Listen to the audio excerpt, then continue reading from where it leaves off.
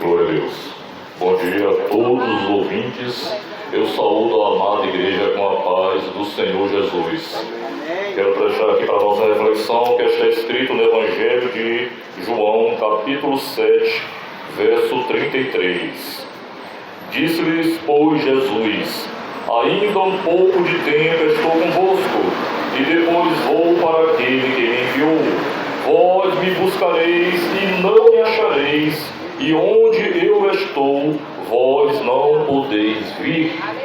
Essas foram as palavras do Filho de Deus, quando ele estava ali em Jerusalém, no templo, no meio da festa dos tabernáculos, ensinando acerca da verdade do reino de Deus, pregando o evangelho da graça de Deus e anunciando a todos aqueles judeus acerca dessa verdade gloriosa, que faltavam poucos dias para que o Senhor fosse crucificado, estivesse ali naquela cruz, pagando pelos nossos pecados, que fosse morto e ressuscitasse e ascendesse aos céus, porque o Jesus Cristo que nós anunciamos nesta manhã mais uma vez é o mesmo que foi crucificado, o que foi morto pelos nossos pecados, mas ressuscitou e está à destra de Deus Pai.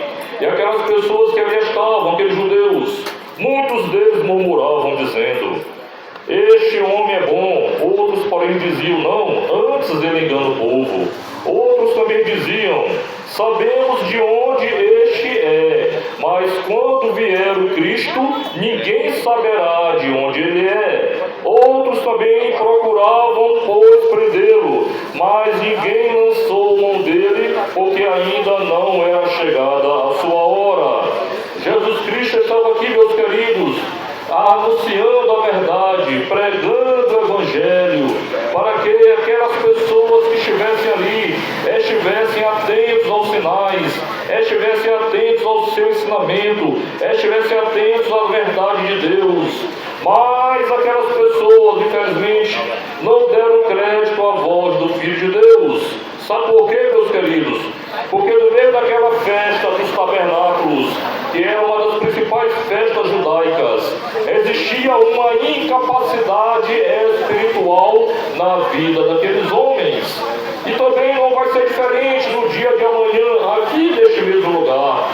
No meio desta festa pagã que haverá de acontecer aqui neste lugar, muitos também que estão dotados de uma incapacidade espiritual, que também não têm o discernimento, não têm o entendimento das Escrituras, porque essas pessoas se tornaram também tais como os seus ídolos, mudos, cegos, que não enxergam, que não ouvem. E assim o Senhor está falando aqui: ainda um pouco de tempo estou convosco e depois vou para aquele que me enviou. Vós me buscareis e não me achareis. Nas entrelinhas, o Filho de Deus está falando aqui acerca da profecia de Amós, no capítulo 8, no verso 11 e 12. Aquelas pessoas que estavam ali, queridos, nunca mais veriam o Filho de Deus. Faltavam poucos dias, apenas uma semana, para que se consumasse a história da humanidade, em que o Senhor iria para aquela cruz, derramar o seu sangue precioso por mim e por você. E Ele está falando aqui nas entrelinhas: eis que enviarei fome sobre toda a terra, diz o Senhor, não fome de pão e nem sede de água, mas de ouvir as palavras do Senhor. E irão errantes de um mar até outro mar, e do norte até o oriente. Buscarão por toda parte a palavra do Senhor, mas não a acharão. O Senhor está falando aqui, meus queridos, que aquele momento era um momento não para dissensões, não para murmurações, não para aquelas pessoas que, assim como os irmãos de Jesus, eram incrédulos, que não criam no próprio Senhor Jesus Cristo, que duvidavam da sua divindade, duvidavam de fato que Ele era o Filho de Deus. Não para aqueles homens que ali estavam murmurando e dizendo que aquele que estava ali era apenas o filho de José, um simples carpinteiro, que não acreditavam que ele era o Filho de Deus, que não criam na sua verdade, que não criam nas suas palavras, que não criam na sua essência, que não criam nos seus ensinamentos.